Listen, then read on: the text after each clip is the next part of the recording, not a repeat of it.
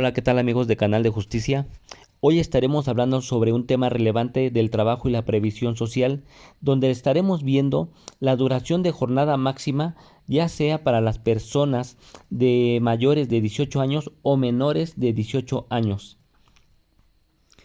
Veremos los derechos que tienen las mujeres durante el embarazo,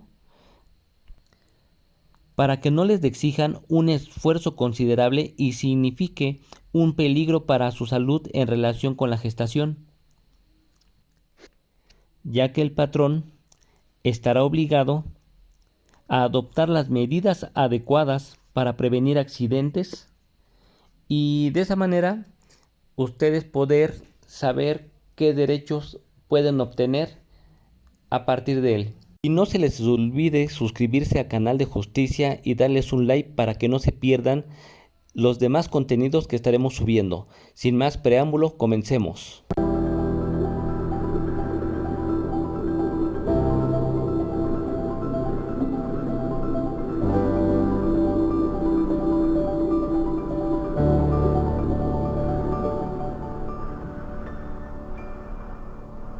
Título sexto del trabajo y la previsión social. Artículo 123. Toda persona tiene derecho al trabajo digno y socialmente útil. Al efecto, se promoverán la creación de empleos y la organización social de trabajo conforme a la ley. El Congreso de la Unión, sin contravenir a las bases siguientes, deberá expedir las leyes sobre el trabajo, las cuales regirán a entre los obreros, jornaleros, empleados, domésticos, artesanos y de una manera general, todo contrato de trabajo. 1. La duración de la jornada máxima será de 8 horas. 2. La jornada máxima de trabajo nocturno será de 7 horas.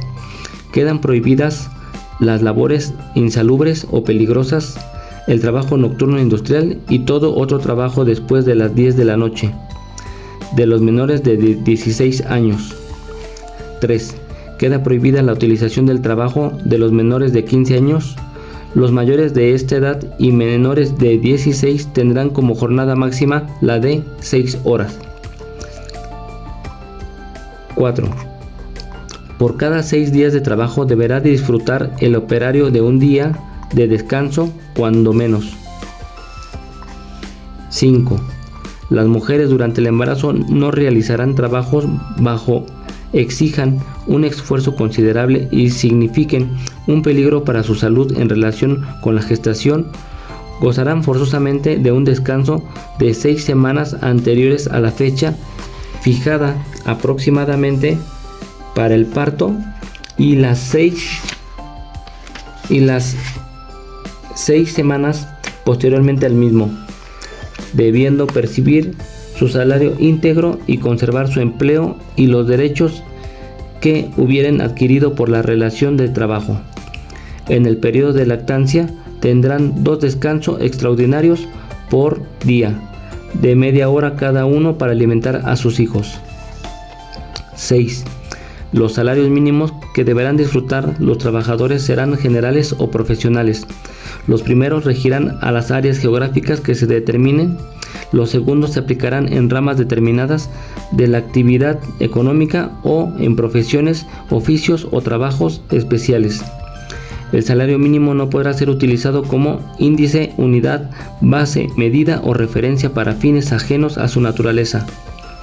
Los salarios mínimos generalmente deberán ser suficientes para satisfacer las necesidades normales de un jefe de familia, en el orden material, social y cultural, y proveer a la educación obligatoria de los hijos.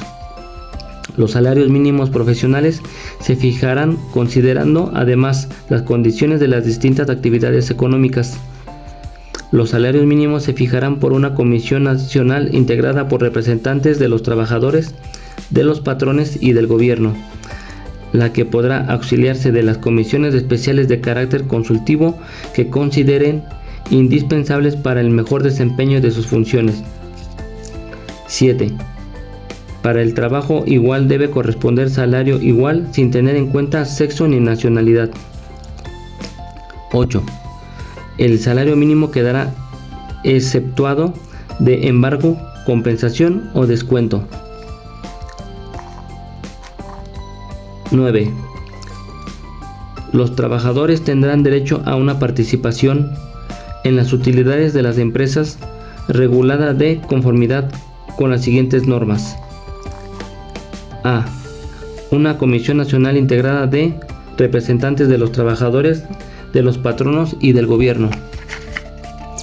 Fijará el porcentaje de utilidades que deberá repartirse entre los trabajadores. B. La Comisión Nacional practicará las investigaciones y realizará los estudios necesarios y apropiados para conocer las condiciones generales de la economía nacional. Tomará asimismo en consideración la necesidad de fomentar el desarrollo industrial del país, el interés razonable que debe percibir el capital y la necesaria intervención de capitales. C.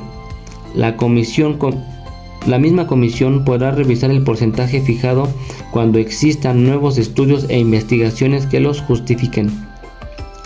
D. La ley podrá exceptuar de la obligación de repartir utilidades a las empresas de nueva creación durante un número determinado y limitado de años, a los trabajos de exploración y otras actividades cuando lo justifique su naturaleza y condiciones particulares. E. Para determinar el monto de las utilidades de cada empresa se tomará como base la renta gravable de conformidad con las disposiciones de la ley del impuesto sobre la renta. Los trabajadores podrán formular ante la oficina correspondiente de la Secretaría de Hacienda y Crédito Público las objeciones que juzguen convenientes, ajustándose al procedimiento que determine la ley. F. El derecho de los trabajadores a participar en las utilidades no implica la facultad de intervenir en la dirección o administración de las empresas. 10. El salario deberá pagarse precisamente en moneda de curso legal, no siendo permitido hacerlo efectivo con mercancías ni con vales, fichas o cualquier otro signo representativo con que se pretenda sustituir la moneda. 11. Cuando por circunstancias extraordinarias deban aumentarse las horas de jornada, se abonará como salario por el tiempo excedente un 100% más de lo fijado para las horas normales. En ningún caso el trabajo extraordinario podrá exceder de 3 horas diarias, ni de 3 veces consecutivas. Los menores de 16 años no serán admitidos en esta clase de trabajos.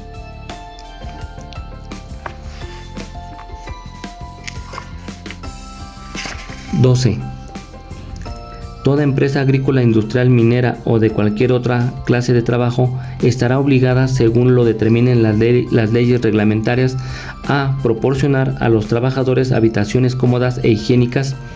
Esta obligación se cumplirá mediante las aportaciones que las empresas hagan a un Fondo Nacional de la Vivienda a fin de constituir depósitos en favor de sus trabajadores y establecer un sistema de financiamiento que permita otorgar a estos créditos barato y suficiente para que adquieran en propiedad tales habitaciones. Se considera de utilidad social la expedición de una ley para la creación de un organismo integrado por representantes del gobierno federal, de los trabajadores y de los patrones, que administre los recursos del Fondo Nacional de la Vivienda. La ley regulará las formas y procedimientos conforme a los cuales los trabajadores podrán adquirir en propiedad las habitaciones antes mencionadas.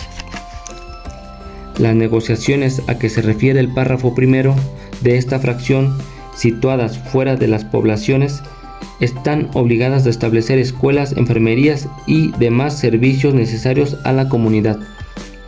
Además, en esos mismos centros de trabajo, cuando su población exceda de 200 habitantes, deberá reservarse un espacio de terreno que no será menor de 5.000 metros cuadrados para el establecimiento de mercados públicos, instalación de edificios destinados a los servicios municipales y centros recreativos.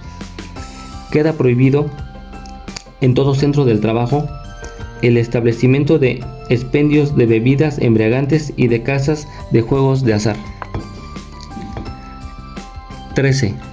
Las empresas, cualquiera que sea su actividad, estarán obligadas a proporcionar a sus trabajadores capacitación o adiestramiento para el trabajo, La ley reglamentaria determinará los sistemas, métodos y procedimientos conforme a los cuales los patrones deberán cumplir con dicha obligación. 14.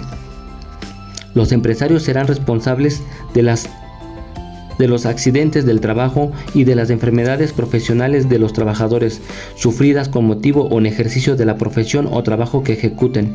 Por lo tanto, los patronos deberán pagar la indemnización correspondiente según que haya traído como consecuencia la muerte o simplemente la incapacidad temporal o permanente para trabajar.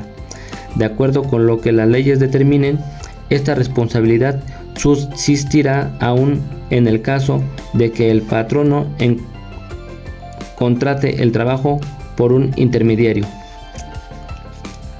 15. El patrón estará obligado a observar, de acuerdo con la naturaleza de su negociación, los preceptos legales sobre higiene y seguridad en las instalaciones de su establecimiento y a adoptar las medidas adecuadas para prevenir accidentes en el uso de las máquinas, instrumentos y materiales de trabajo, así como a organizar de tal manera que resulte la mayor garantía para la salud y la vida de los trabajadores y del producto de la concepción cuando se trate de mujeres embarazadas. Las leyes contendrán al efecto las sanciones procedentes en cada caso. 16. Tanto los obreros como los empresarios tendrán derecho para coaligarse en defensa de sus respectivos intereses, formando sindicatos, asociaciones profesionales, etc. 17. Las leyes reconocerán como un derecho de los obreros y de los patronos las huelgas y los paros. 18. Las huelgas serán lícitas cuando tengan por objeto conseguir el equilibrio entre los diversos factores de la producción, armonizando los derechos del trabajo con los del capital. En los servicios públicos será obligatorio para los trabajadores dar aviso con 10 días de anticipación a los tribunales laborales de la fecha señalada para la suspensión del trabajo.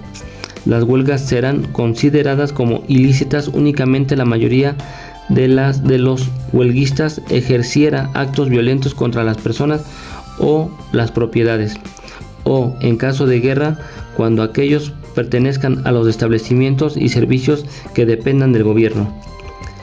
Cuando se trate de obtener la celebración de un contrato colectivo de trabajo, se deberá acreditar que se cuenta con la representación de los trabajadores. 19.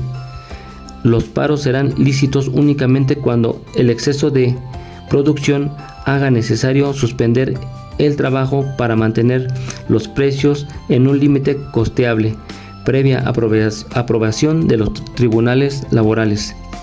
20. La resolución de las diferencias o los conflictos entre trabajadores y patrones estará a cargo de los tribunales laborales del Poder Judicial de la Federación o de las entidades federativas, cuyos integrantes serán designados atendiendo a lo dispuesto en los artículos 94, 97, 116 fracción 3 y 122 apartado A fracción 4 de esta Constitución según corresponda, y deberán contar con capacidad y experiencia en materia laboral. Sus sentencias y resoluciones deberán observar los principios de legalidad, imparcialidad, transparencia, autonomía e independencia.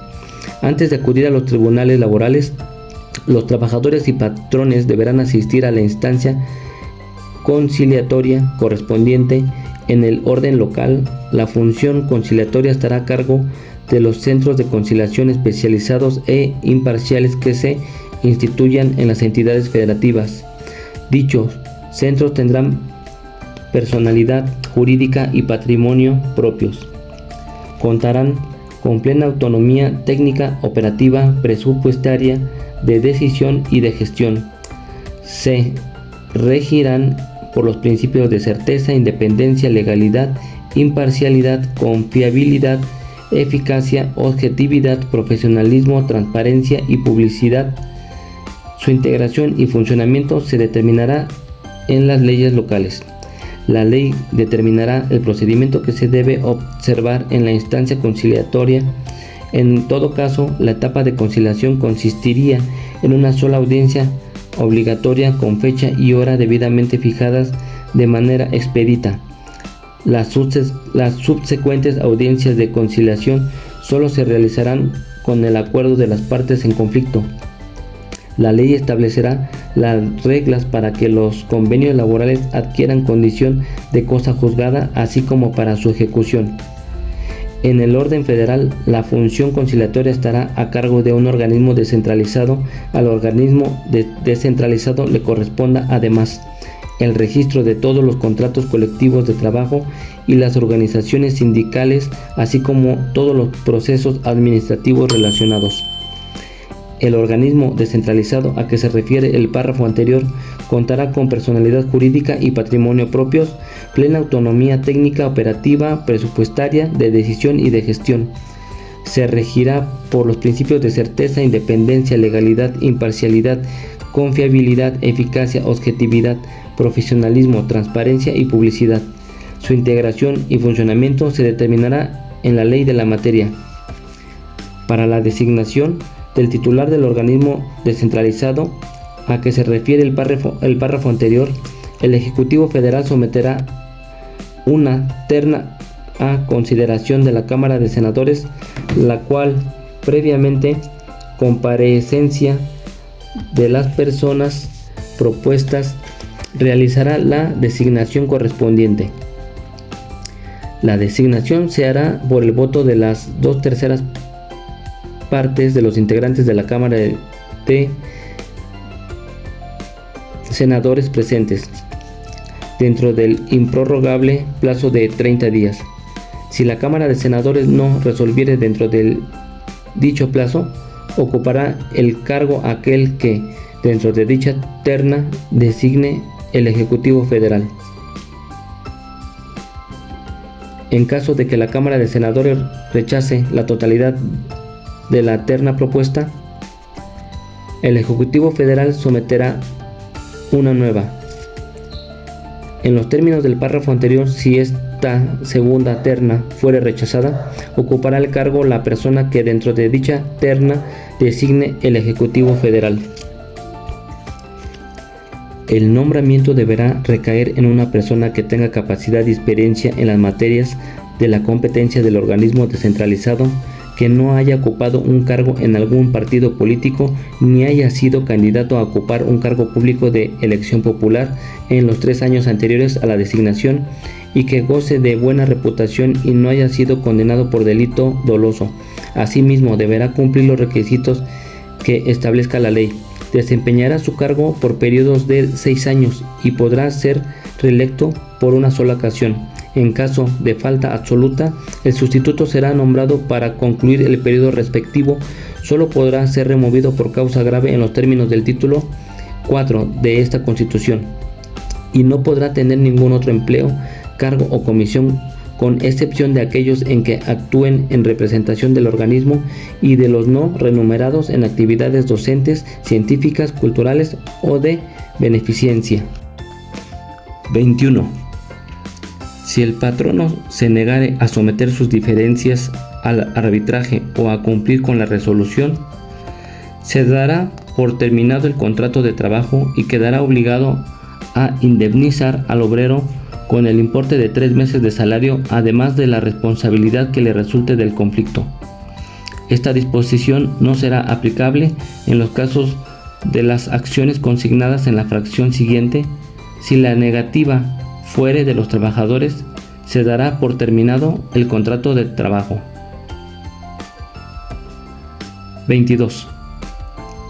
El patrono que despida a un obrero sin causa justificada, o por haber ingresado a una asociación o sindicato, o por haber tomado por parte una huelga lícita, estará obligado, a elección del trabajador, a cumplir el contrato o a indemnizarlo con el importe de 3 meses de salario.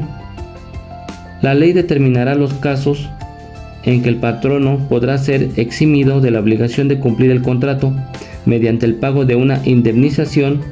Igualmente tendrá la obligación de indemnizar al trabajador con el importe de 3 meses de salario cuando se retire del servicio por falta de probidad del patrono o por recibir de él malos tratamientos, ya sea en su persona o en la de su cónyuge, padres, hijos o hermanos.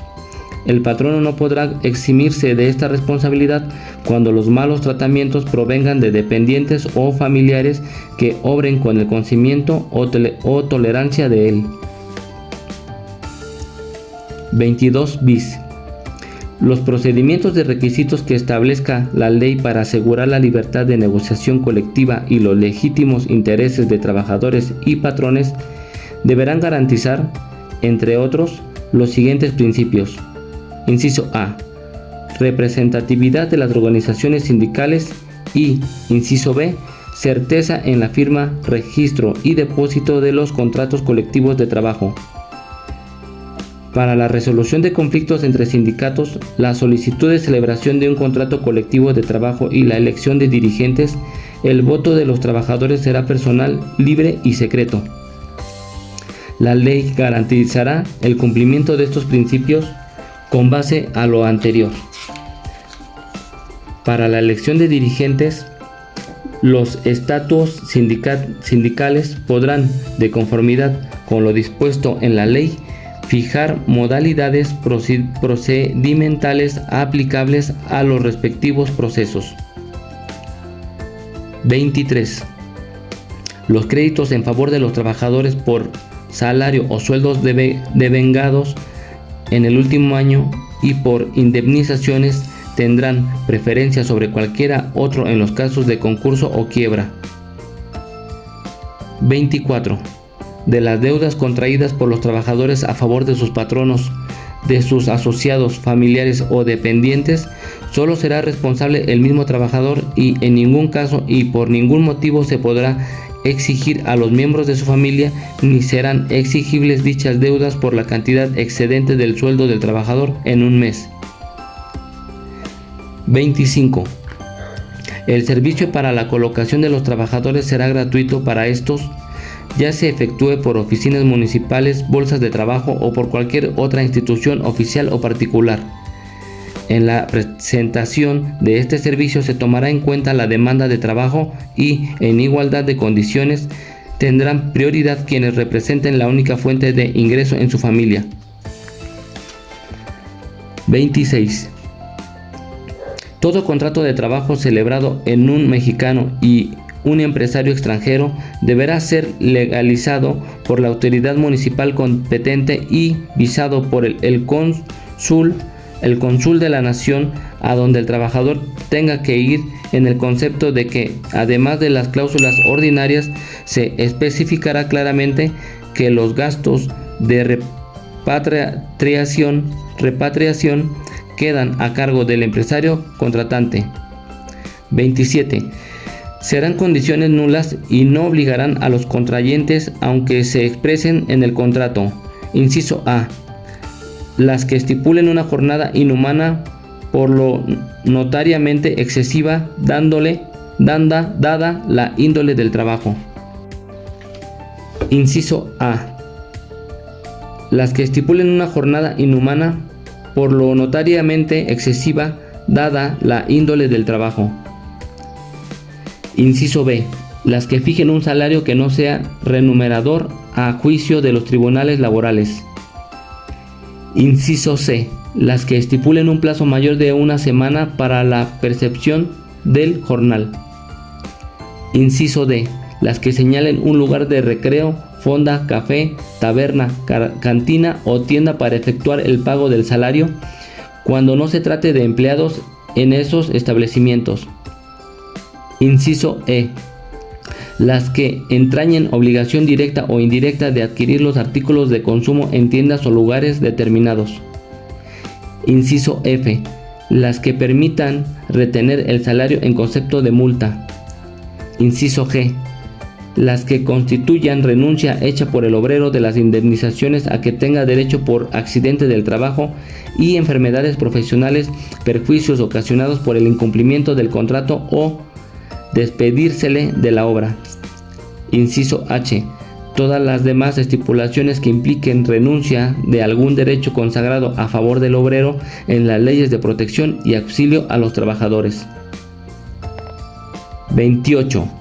Las leyes determinarán los bienes que constituyan el patrimonio de la familia, bienes que serán inalienables, no podrán sujetarse a gravámenes reales ni embargos, y serán transmisibles a título de herencia con simplificación de las formalidades de los juicios sucesorios. 29.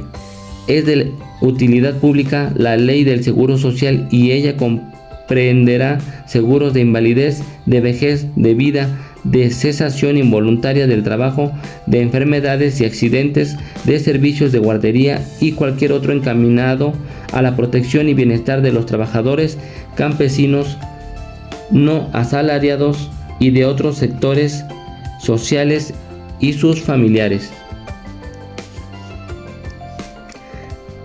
30. Asimismo serán consideradas de utilidad social las sociedades cooperativas para la construcción de casas baratas e higiénicas destinadas a ser adquiridas en propiedad por los trabajadores en plazos determinados. 31. La aplicación de las leyes de trabajo corresponde a las autoridades de las entidades federativas de sus respectivas jurisdicciones, pero es de la competencia exclusiva de las autoridades federales en los asuntos relativos a, inciso A, ramas industriales y servicios. 1. Textil. 2. Eléctrica. 3. Cinematográfica. 4. Hulera. 5. Azucarera. 6. Minera. 7. Metalúrgica y siderúrgica, abarcando la explotación de los minerales básicos, el beneficio y la fundición de los mismos, así como la obtención de hierro metálico y acero en todas sus formas, y lijas y los productos laminados de los mismos. 8. De hidrocarburos. 9. Petroquímica. 10. Cementera. 11. Calera. 12. Automotriz, incluyendo autopartes mecánicas o eléctricas. 13. Química, incluyendo la química farmacéutica y medicamentos. 14. De celulosa y papel. 15. De aceites y grasas vegetales. 16. Productora de alimentos, abarcando exclusivamente la fabricación de los que sean empacados, enlatados o envasados o que se destinen a ello. 17. Elaboradora de bebidas que sean envasadas o enlatadas o que se destinen a ello. 18. Ferrocarrilera. 19. Madera básica, que comprende la producción de aserradero y la fabricación de triplay o aglutinados de madera. 20. Vidriera, exclusivamente por lo que toca a la fabricación de vidrio plano, liso o labrado o de envases de vidrio. Y 21. Tabacalera, que comprende el beneficio fabricación de productos de tabaco. 22. Servicios de banca y crédito. B. Empresas. 1. Aquellas que sean administradas en forma directa o descentralizada por el gobierno federal. 2. Aquellas que actúen en virtud de un contrato o concesión federal y las industrias que les sean conexas. Y 3. Aquellas que ejecuten trabajos en zonas federales o que se encuentren bajo la jurisdicción federal en las aguas territoriales o en las comprendidas en la zona económica exclusiva de la nación. C. Materias. 1. El registro de todos los contratos colectivos de trabajo y las organizaciones sindicales, así como todos los procesos administrativos relacionados. 2. La aplicación de las disposiciones de trabajo en los asuntos relativos a conflictos que efectúen a dos o más entidades federativas. 3. Contratos colectivos que hayan sido declarados obligatorios en más de una entidad federativa. 4. Obligaciones patronales en materia educativa en los términos de la ley. Y 5. Obligaciones de los patrones en materia de capacitación y adiestramiento de sus trabajadores, así como de seguridad e higiene de los centros de trabajo, para lo cual las autoridades federales contarán con el auxilio de las estatales cuando se trate de ramas o actividades de jurisdicción local en los términos de la ley correspondiente. B. Entre los poderes de la Unión y sus trabajadores. 1. La jornada diaria máxima de trabajo diurna y nocturna será de 8 y 7 horas respectivamente, Las que excedan serán extraordinarias y se pagarán con un 100% más de la remuneración fijada para el servicio ordinario. En ningún caso el trabajo extraordinario podrá exceder de 3 horas diarias ni de 3 veces consecutivas. 2. Por cada 6 días de trabajo disfrutará el trabajador de un día de descanso, cuando menos con goce de salario íntegro. 3. Los trabajadores gozarán de vacaciones que nunca serán menores de 20 días al año. 4. Los salarios serán fijados en los presupuestos respectivos sin que su cuantía pueda ser disminuida durante la vigencia de estos, sujetándose a lo dispuesto en el artículo 127 de esta Constitución y en la ley. En ningún caso los salarios podrán ser inferiores al mínimo para los trabajadores en general en las entidades federativas. 5. A trabajo igual corresponderá salario igual, sin tener en cuenta el sexo. 6. Solo podrán hacerse retenciones, descuentos, deducciones o embargos al salario en los casos previstos en las leyes. 7. La designación del personal se hará mediante sistemas que permitan apreciar los conocimientos y aptitudes de los aspirantes. El Estado organizará escuelas de administración pública. 8. Los trabajadores gozarán de derechos de escalafón a fin de que los ascensos se otorguen en función de conocimientos, aptitudes y antigüedad. En igualdad de condiciones tendrá prioridad quien represente la única fuente de ingreso en su familia. 9. Los trabajadores solo podrán ser suspendidos o cesados por causa justificada en los términos que fije la ley. En caso de separación injustificada tendrá derecho a optar por la reinstalación en su trabajo o por la indemnización correspondiente previo el procedimiento legal. En los casos de supresión de plazas, los trabajadores afectados tendrán derecho a que se les otorgue otro equivalente a la suprimida o a la indemnización de la ley. 10. Los trabajadores tendrán el derecho de asociarse para la defensa de sus intereses comunes.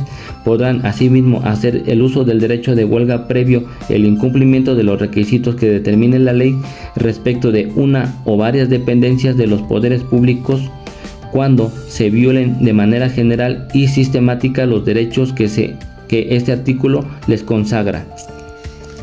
11. La seguridad social se organizará conforme a las siguientes bases mínimas. Inciso A. Cubrirá los accidentes y enfermedades profesionales, las enfermedades no profesionales y maternidad, y la jubilación, la invalidez, vejez y muerte. Inciso B. En caso de accidente o enfermedad, se conservará el derecho al trabajo por el tiempo que determine la ley. Inciso C. Las mujeres durante el embarazo no realizarán trabajos que exijan un esfuerzo considerable y signifiquen un peligro para su salud en relación con la gestación.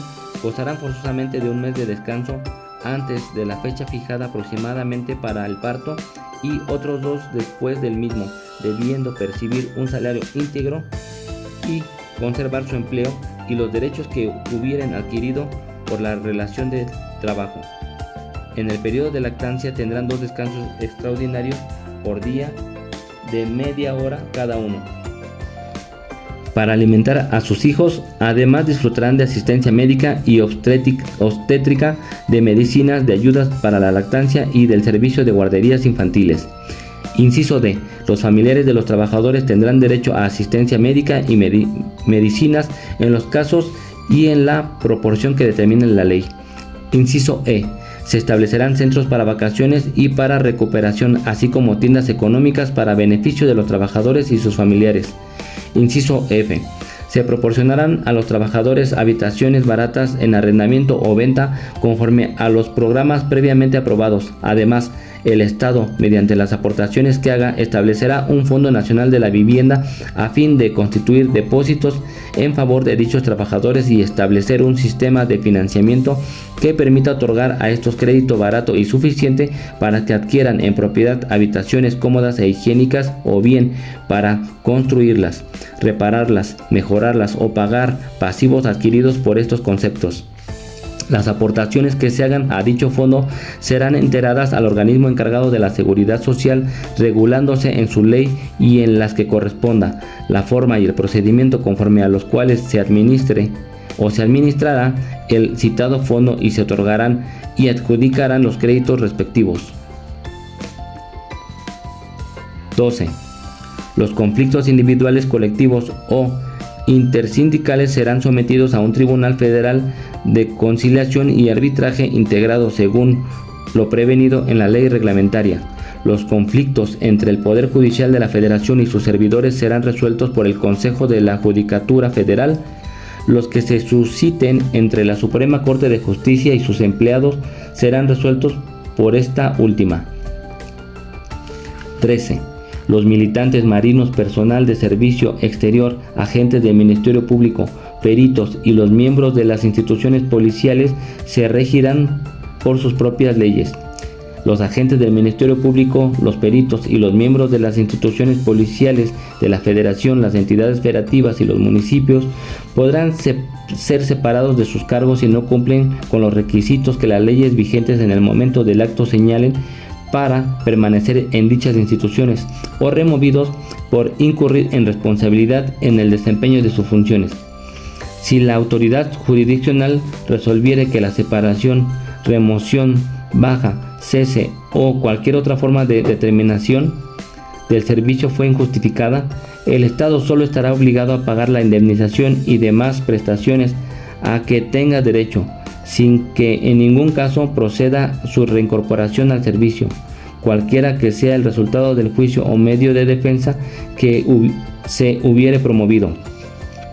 Las autoridades federales de las entidades federativas y municipales, a fin de propiciar el fortalecimiento del sistema de seguridad social, del personal del Ministerio Público, de las corporaciones policiales y de los servicios periciales, de sus familias y dependientes, instrumentarán sistemas complementarios de seguridad social.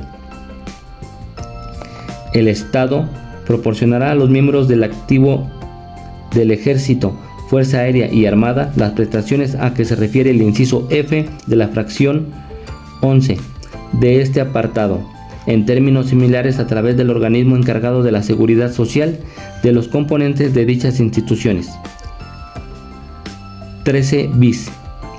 El Banco Central y las entidades de la Administración Pública Federal que formen parte del sistema bancario mexicano regirán sus relaciones laborales con sus trabajadores por lo dispuesto en el presente apartado. 14. La ley determinará los cargos que serán considerados de confianza. Las personas que los desempeñen disfrutarán de las medidas de protección al salario y gozarán de los beneficios de la seguridad social. Si te ha gustado este video, no olvides darle like y suscríbete para que no te pierdas los demás videos de Canal de Justicia.